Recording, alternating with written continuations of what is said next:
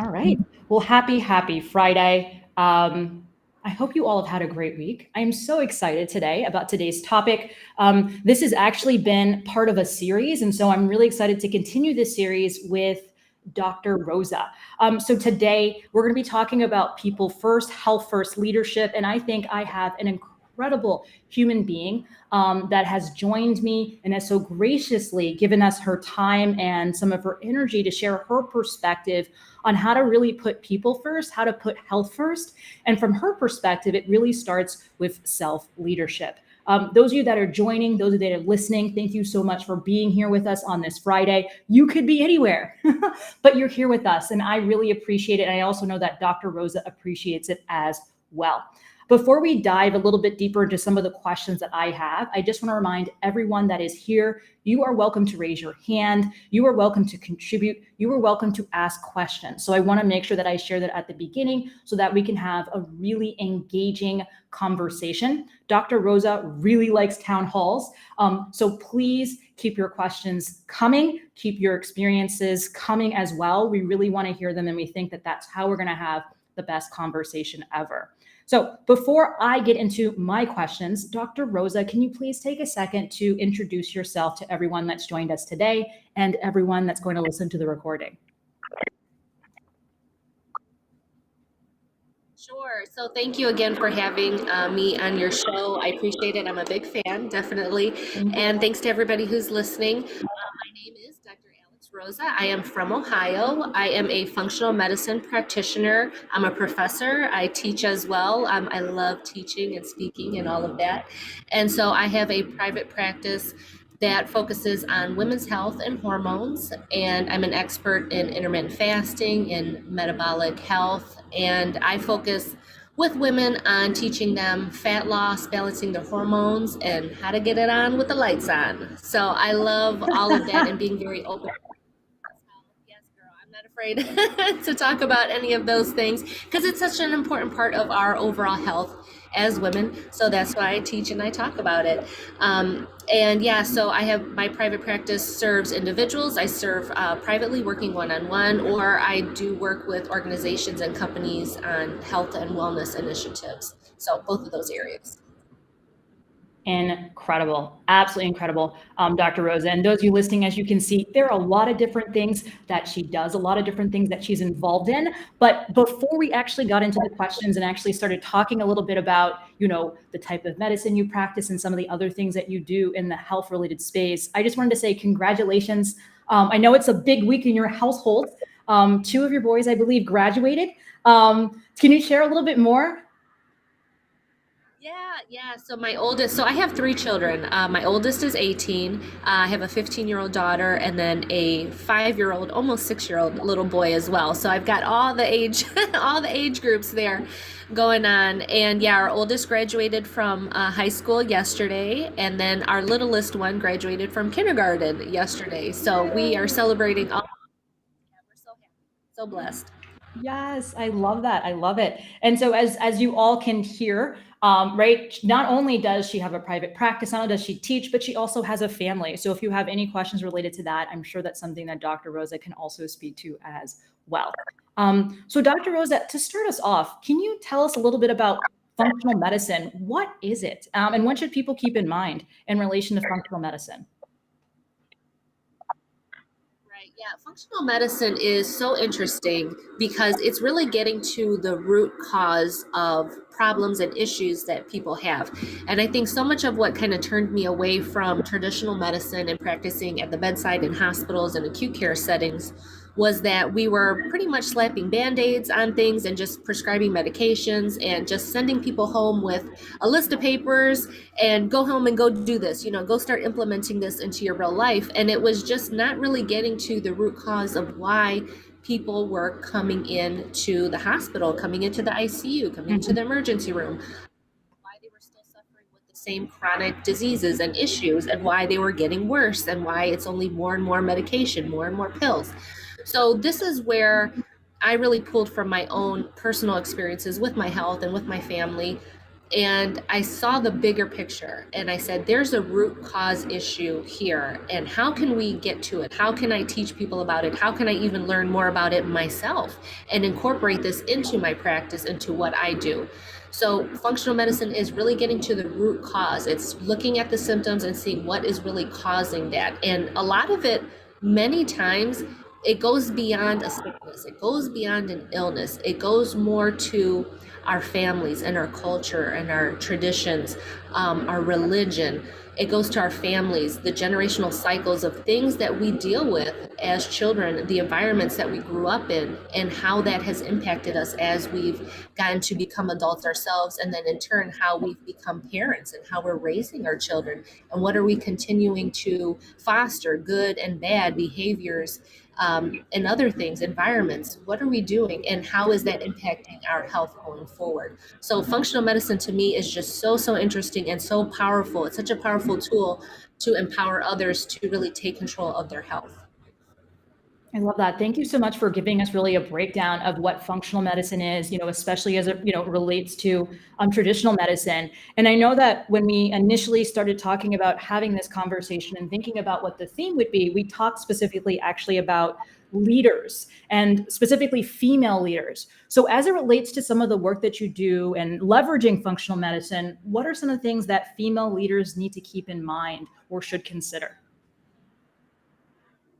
So, female leaders, especially, we're very good at, um, we're very good, if you're a female leader, right? You're very good at doing things that nobody ever thought you should do, right? We're good at leading the way ourselves and breaking barriers ourselves. However, we do it at a cost many times. And I was guilty of this myself for many years because I was in very bad shape myself.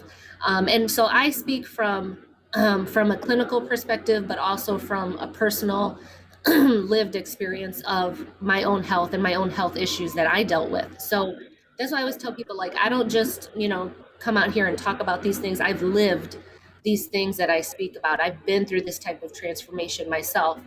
And so that's why I can speak about this. But I feel so confident speaking about this because I was like, girl, I've been through all of this. Mm-hmm. So as we go out there, we want all the names and the certificates and the letters after our name, and we want all the classes and we want to do all the things, and it can come at a cost. And it did, and I did pay the price for a while, but I was able to turn that around for myself. And I think for female leaders especially, we're out there and we do want to be good examples for other people, and we do want people to look up to us, and we do want to break those generational cycles of our families and of our neighborhoods and of our upbringing. But a lot of times we push ourselves so much that we end up paying the price, and we end up dealing with high blood pressure, issues with stress, issues with our weight, issues with our health, and we keep putting it on the back burner because we want to take care of everybody else because that's so ingrained into us. And it's really difficult to start making those changes sometimes. And I really wanted to be a source of assistance for women who were in that situation because I knew, hello, raising my hand, like I was there. And if that's you, you can definitely clap or leave an emoji or something if you've felt like that or seen that happen to somebody in your life. We end up paying the price. And I want women to realize that it doesn't have to get to the point where you are in the hospital or you do have that major heart attack or you do have that major catastrophic situation. We can do things before you get to that point to mitigate all of that and to reverse a lot of that for you. But as far as self-leadership, we're the only ones that can do it for ourselves, and we lead the way in everything else, and it's important to apply that to ourselves when it comes to our health, leading the way for our own health and really showing self-mastery and ownership of our health and our decisions and how that's impacting our business, our career, our families, everything we see, do, and touch, it impacts 100%. Yes, I love that. Can you please break down what self-leadership, self-mastery is? What does that look like from your perspective?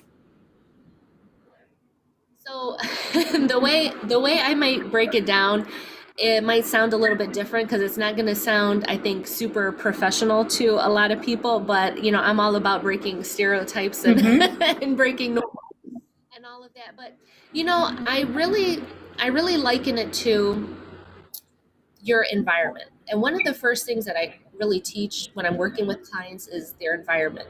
And when you look at how you set up your home, your car, your office, any place where you are settled and you spend a lot of your time, your environment speaks volumes about what you.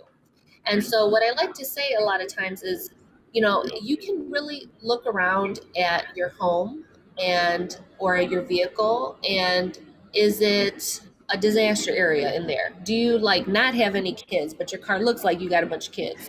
Do you got piles of laundry everywhere? Are you living out of your suitcase? Are you living out of a laundry basket?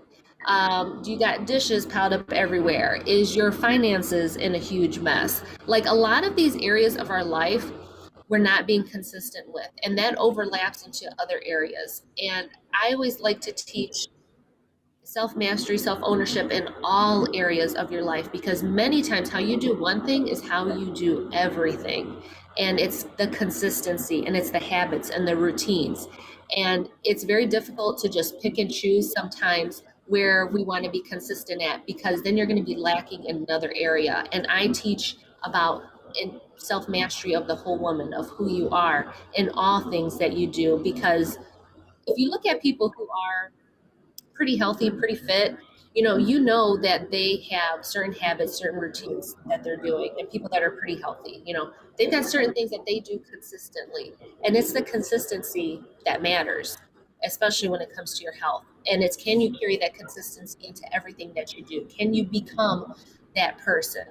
And it's the becoming part that is so incredibly important. And we become leaders, right? We become that person who is the face of your brand, your company, of whatever that you might have going on. You're teaching wherever you are in your career. We become the face of that, but you need to carry that into every aspect of your life. And I've seen that very often, especially with a lot of healthcare providers that come to work with me, that reach out to me. They're like, I'm the for one example of a client I can use that I had, she got promoted to be the coordinator for the health and wellness department of her company.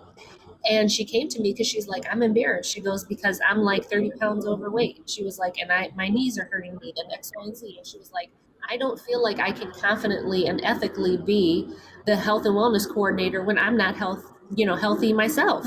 And so that's what brought her to work with me. And it's those things that I help women to achieve, and achieve that self mastery in all areas of their life, so that they can live fully and feel like they're not, lying or putting on a front or whatever it is, that they can really live to be truly who they are in all areas of their life, and really show that mastery and show that leadership in themselves, because nobody's going to do it for you. You have to do it for yourself. And it's empowering them with the knowledge and the skills and the tools to get that done for them, and to be that support that they need. Yes, I love that, right? So, really working on yourself first. Really, I mean, I think in some cases people talk about putting on your own oxygen mask first, making sure that you're good before going out there and trying to take care of others, support others, or even lead others. Yes. I love that. So before I ask my next question, I just want to ask those of you who have kindly joined us live, do any of you have any questions, any thoughts, anything you want to share, even maybe from your own experience? You can feel free to raise your hand. I'd love to bring you on the stage. I did see a few emojis out there, so I appreciate the engagement. But if anyone has any thoughts, you are welcome at any point in time to raise your hand, and we'll bring you up here. Yeah, I love questions, so feel free to ask questions. I'm here. Yes. So we'll wait. Well, hopefully there'll be a few questions soon, but we'll continue with some of the questions that I have. So what I heard you saying earlier was that, you tend to, and you also find yourself to be in this bucket as well, to work with high achievers, high performers. And you talked about consistency. And so I'm curious, because this is another question that we also were talking about before, this session. What is consistency? Is that also similar or different from, stamina? Because that was one of the things that we were also, going to talk about in this conversation. How do consistency and stamina relate to each other? And I'd love to also just hear your definition of those two terms as well. Yeah, so consistency for me is doing things more often than not, Mhm. right? Is doing things And so stamina is how long can you keep that up for? Okay.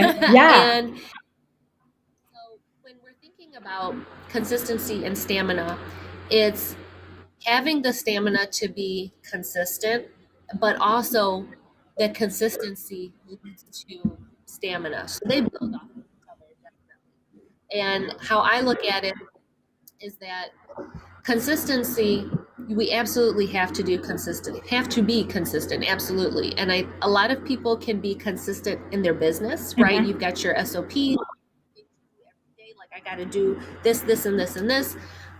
You have to apply the same logic to your health. And so one of the things that I'll do is I create like a different type of checklist, and it's, well, this is what you want. This is what we got to do every single day to make sure that you can get there. And we factor in other things as well, but to be very simply, it's, you got to do these things just like it's your standard operating procedures for yourself, for your health, and it's getting those done each and every day. And I gauge it week by week. I'm a big fan of the if anybody knows that, they can leave an emoji or anything. If not, definitely check out the 12-week year. But that is very in line with how I plan, how I've always planned. And once I really started diving into it, I applied all those principles to health and to my programs and when I work with women. And it's those things every day that we need to do to be consistent with.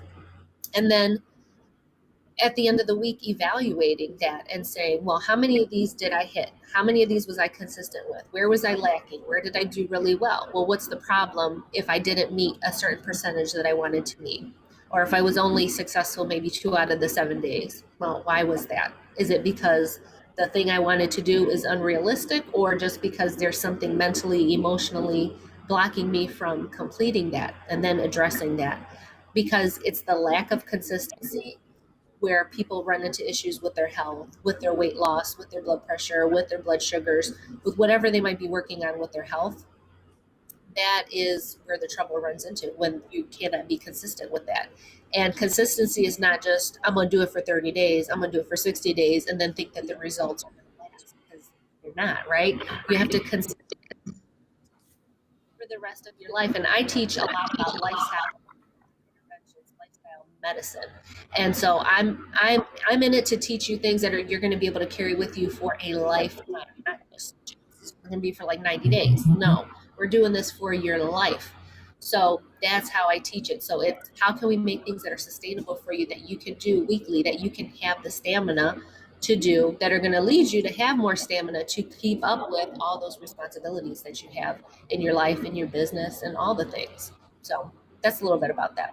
Oh, I love that. Thank you so much for breaking that down for me, Dr. Rosa, because I could, as someone who also would consider themselves a bit of a high achiever, a high performer, I wanted to understand what consistency meant, right? Because you could consistently do something that maybe doesn't resonate with you, maybe isn't what's best for you. So I love having those additional layers of, is this sustainable, right? Is this realistic? Is this actually in line with your goals? Or is this something that you're just doing because you think you should? So I love those layers, and thank you so much for breaking that down for us. All right. So You're very welcome. I see we have Kimberly, who's joined us on stage. Welcome, Kimberly. Please feel free to unmute. Sorry, I had to mute you before simply because there was some backup. But please, do you have a question? Do you have a thought? Welcome. Thank you. Thank you for hosting this. This is wonderful. I always say to my clients, they want to talk about career, but I want to underscore that there's no wealth without health. Yes. If you don't have your health, you don't have anything. So I want to reinforce one thing that Dr. Alex said. And then, hey, Dr. Alex, this is Dr. Kat. How are you? And then I also want to ask a question. So the first is consistency.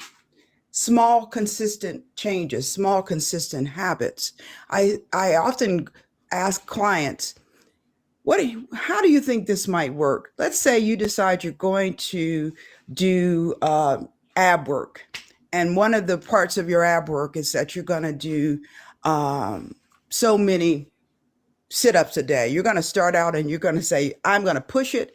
I'm going to do 20, 30 sit-ups a day. And you do those 20, 30 sit-ups a day for 2 weeks.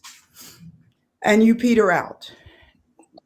The question is, are you more fit if you do 20 or 30 sit ups for 2 weeks, or if you do five a day Mm-hmm. times 5 times a week, 5 days a week for 12 weeks? And so we all know the answer. It's small, consistent, regular changes that bring the big results. So I wanted to ask Dr. Alex, please explain your concept of the 12-week year to us. Sure. I hope I could condense, condense it, girl, because I could talk and talk and talk. Yeah, so the 12-week year, it's really about condensing a year's worth of progress into 12 weeks. And it even breaks it down further into weekly, into looking at things weekly, because we can it goes back to like those yearly goals, right? Like, oh, I have my year goal, this is what I want to accomplish this year, and it's just too broad, it's just too abstract, and it's how we can condense time, how we can collapse time. Every 12 weeks we can have a year's worth of results. And so I like to break that down even further and just look at it by every week and creating a checklist and going through that.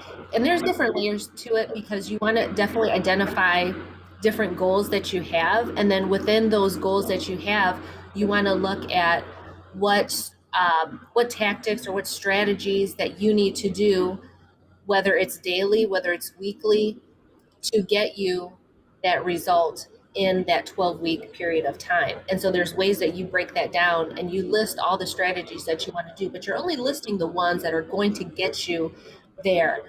So like I can actually let you know what mine's is, because I have certain health goals for myself. Absolutely. I'm always improving and want to get better. So for me, I have a goal of putting on muscle. So I want to put on 10 pounds of muscle. So for me, intermittent fasting is one of the things that I teach about and that I do consistently for myself, for my health, and to maintain my health and my longevity. So for me, I make sure that I'm intermittent fasting for 16 hours, 5 days a week. So that's one of the things on my list that I'm going to do. I make sure that I go strength train at the gym for 45 minutes for 5 days a week. That's another thing on my list. I make sure I take my vitamins every single day. That's on my list. I have going to bed by 11:30 on my list every single night, making sure that I drink my 3 liters of water every single day. That's on my list as well. So I know if I can consistently hit those, I don't know if I listed all of them off my top of my head, but if I know if I can consistently hit those on every day or 5 days, 6 days, however many days that I have set out to do it, I just check it off. And I know at the end of the week, if I've hit all of those, if I just keep that up, right? If I have the consistency and I keep it up, then I know that at the end of the 12 weeks, I'm going to be able to hit my goal of what I want.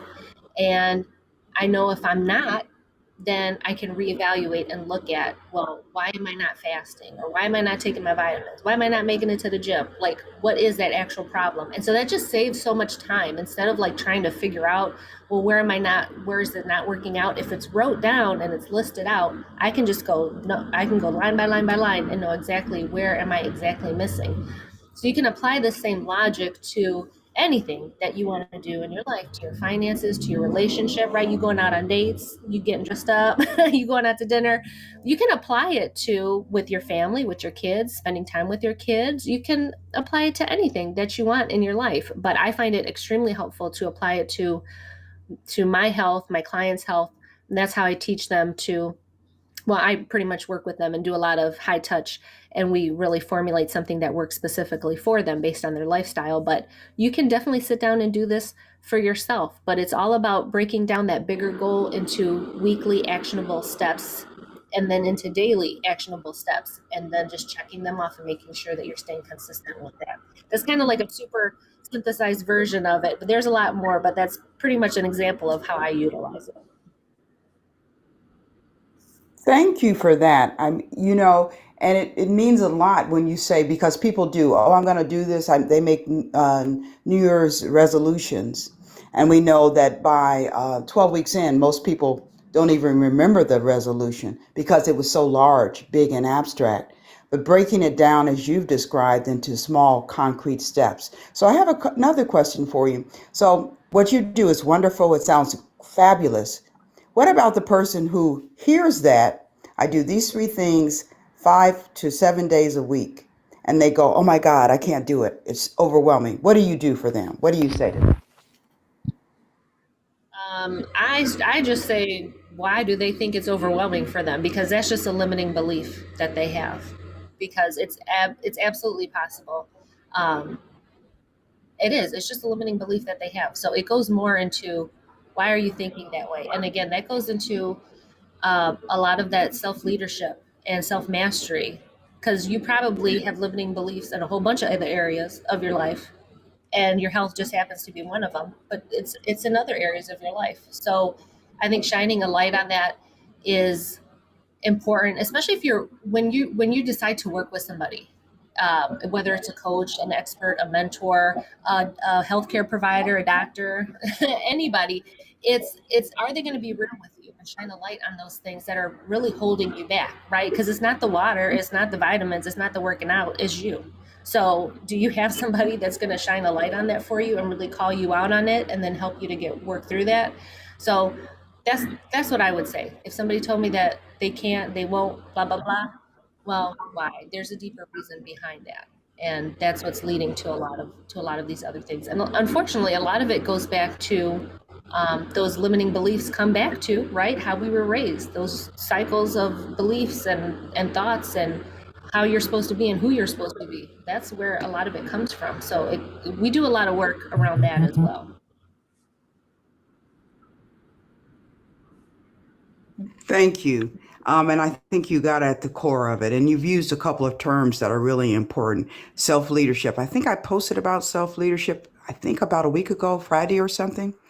And often it is the self limiting beliefs, and you have to get at those first. So I really appreciate you. I appreciate your work, and I appreciate this platform. Thank you. Thank you so much for your questions. And once again, just want to invite anyone else who's listening who has joined us. If you have a question, please feel free to raise your hand. Thank you so much, Dr. Rosa, for breaking it down for us.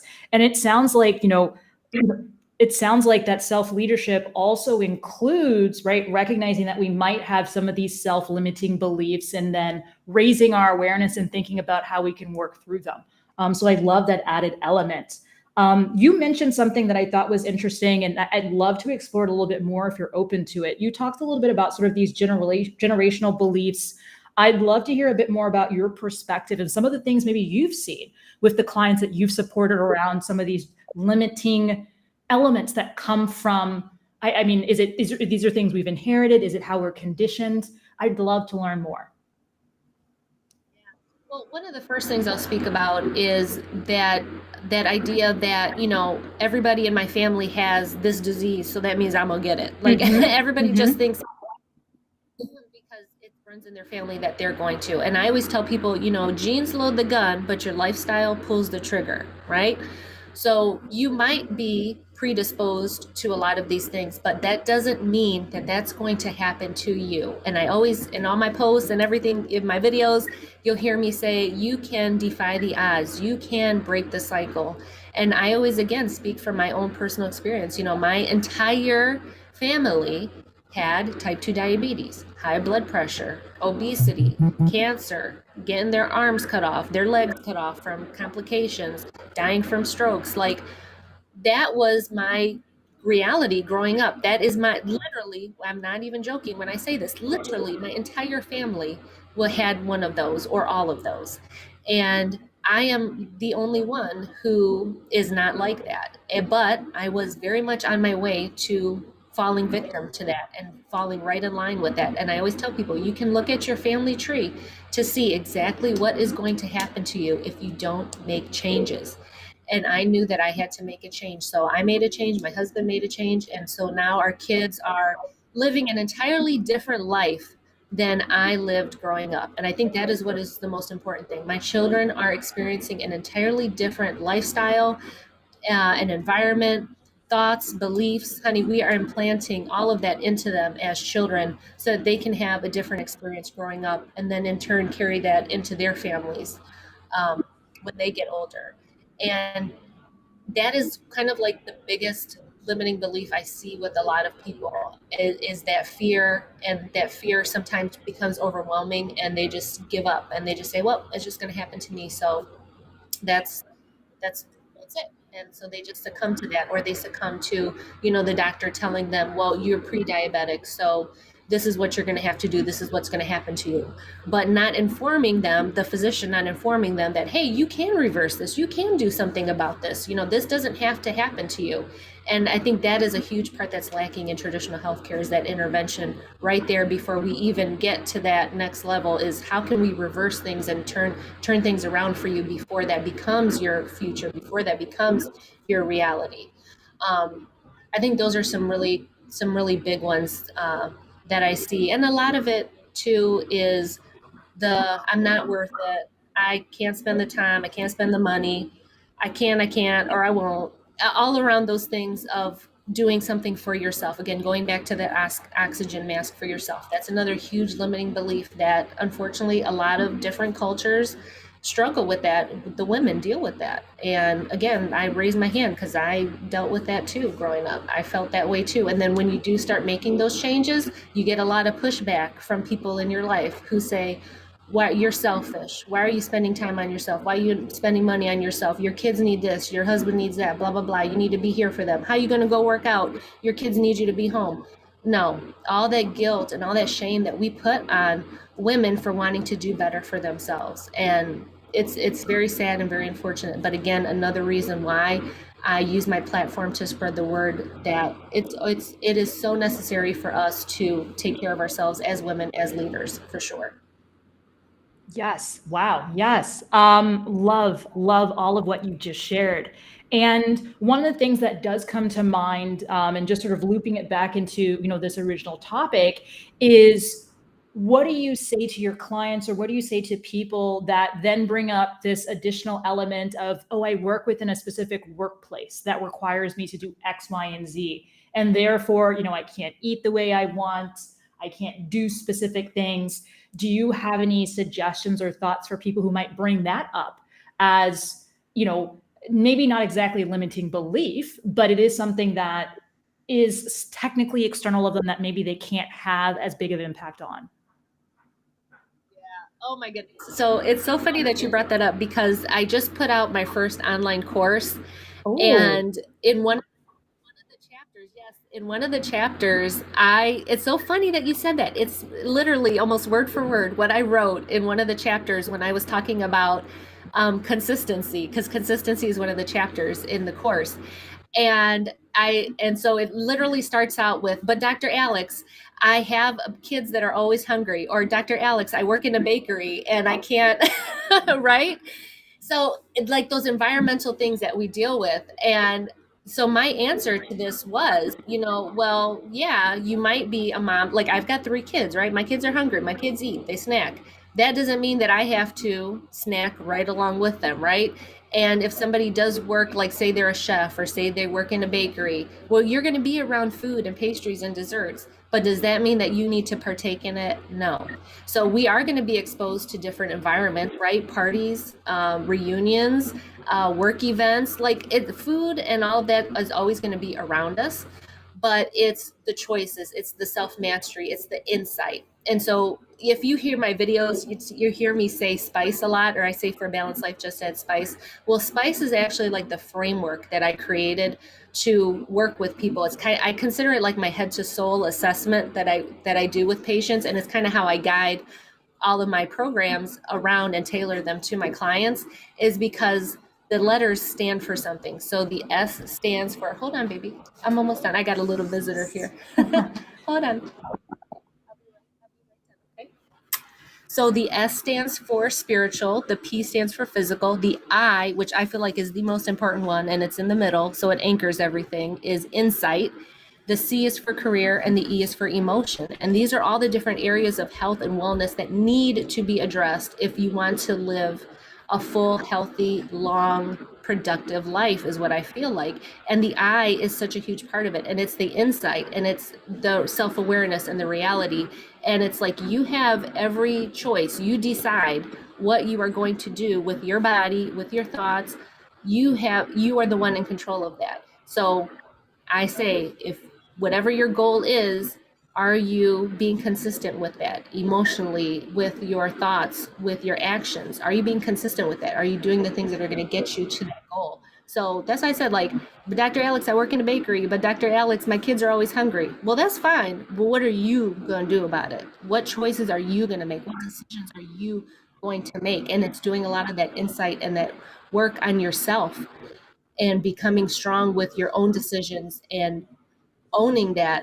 That is so important. And that was like the biggest work that I had to do and that I continue to do on myself, is work around that. Wow, I love that. Once again, want to invite those of you who are listening, thank you so much for being here. If you do have any questions or anything you want to share, please raise your hand so Dr. Rosa can answer and share from her wisdom and from her perspective. Dr. Rosa, I know that you mentioned this SPICE framework. Can you break it down for us again? What do each one of the letters actually stand for? Sure. Yeah. So I did a lot of work looking at psychology and sociology. And so there's things called the dimensions of wellness. And so I kind of looked at that in a broad sense, and then I condensed it to really, again, pull from my own personal experience and my own perspective, my own lived experience of what I went through. And so I created SPICE. And so the S stands for spiritual. So our spiritual health is so vitally important. And I'm not, and if you believe in God, you believe in a higher power, whatever it might be for you, right? Our spiritual health is so important. It's such a key part of our lives. Physical, obviously, our body. Insight, again, the most powerful part, I feel, the one in the middle that anchors everything, and is usually the very first step, the area that we need to do the most work on continuously, is that insight. And usually that insight is the like spark that ignites the whole transformation of people deciding that they want to do something. Is that insight, is that ability to decide and take action. It's that insight. And then career, obviously, how we live, how we serve, how we support our families, our communities, our health and our career is so important. And our emotional health, again, extremely important. Our emotional health and supporting that and loving ourselves. Oh my goodness, that's another huge thing. Topic for a whole nother day. But all of those areas really need to be addressed if you're thinking about healing yourself in a whole and complete way and doing it in a sustainable way. You have to focus on all of those areas and support all those areas and find people, places, things, environments that are going to be able to support you in that wellness in all of those different dimensions. Yes. Well, thank you. Thank you so much for breaking that down for us. And one of the things that came up for me as you were sort of talking a little bit more about your experience, and I love how you've built this, leveraging both sort of your expertise, your education, and lived experience. I think that's such an amazing way to build something so powerful. You mentioned intermittent fasting, and so I'm just curious. Tell me a little bit more about intermittent fasting, and why is it something, or is it something that, female leaders should keep in mind or even maybe consider? Yeah. So I love intermittent fasting, especially for female leaders. Let me tell you, because our schedules are jam packed, right? Like, like our days are going, going, going. And for me, and again, I speak, from my own personal experience, but why I teach and about this and recommend it so much for people is, it is our lifestyles. Our lifestyles are very busy. We've got things going on, and intermittent fasting is just so easy because so many people struggle with, and this is something that I struggled with too, was, like meal planning and prepping and, trying to, we got a family of 5, like that's a lot of work. That's a lot of time. And when you don't have a lot of time, you need to find ways to cut corners. And unfortunately, people cut corners in unhealthy ways. And intermittent fasting is a great, healthy way to give yourself more time back, but get a lot of added health benefits from it. So intermittent fasting, it's also known as like time restricted eating, or time restricted feeding.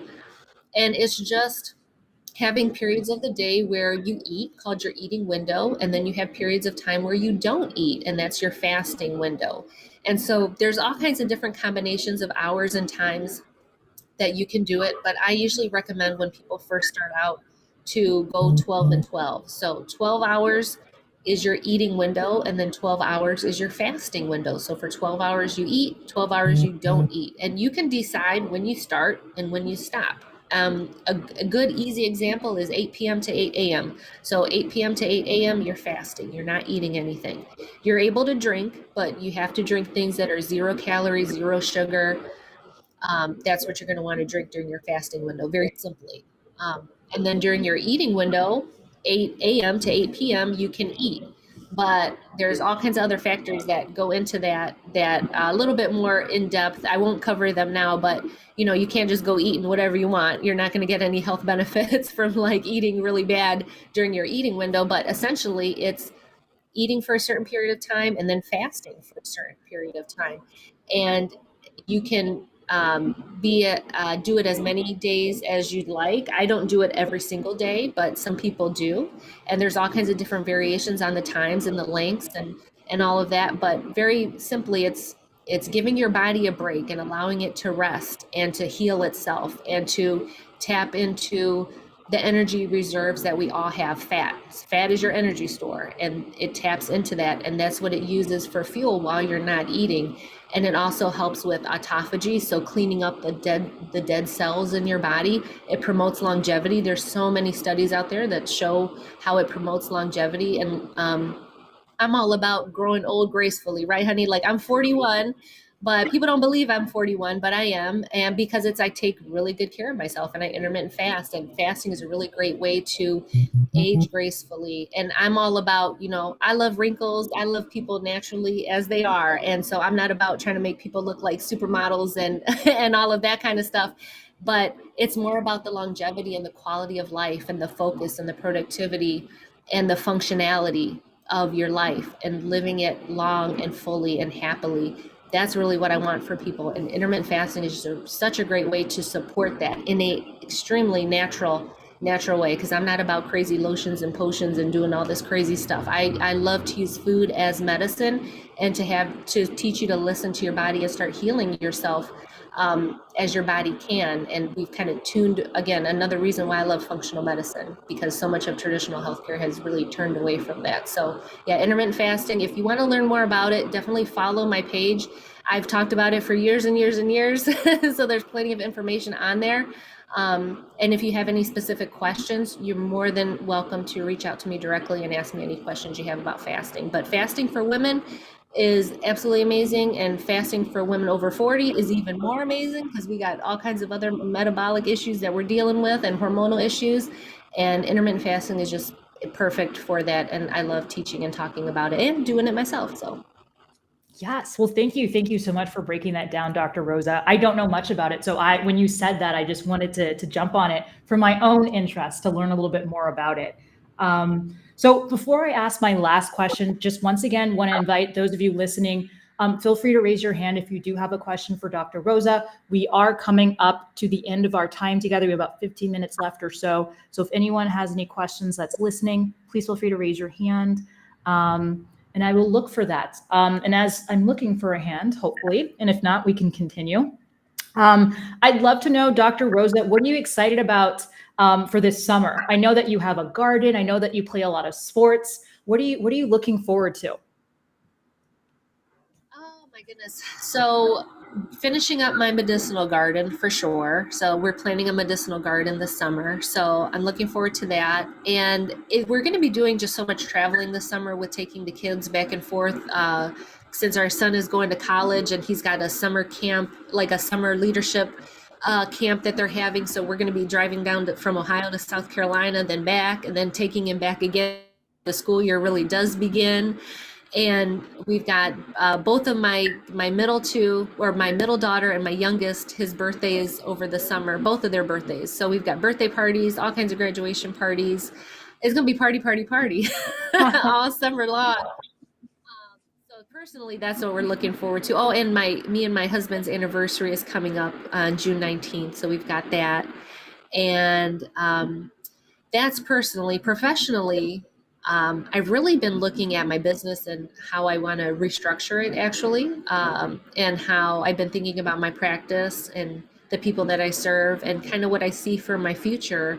And, I really want my practice to be very specialized, very small, because I want to have very intimate experiences with my clients and really serve them for the long term. I want to have patients for years and years, right? I just don't want to hit it and quit it with people and be every 90 days rotating through patients. I want to have patients for the long term. So I'm really looking at restructuring my services and what I offer and how I work with people.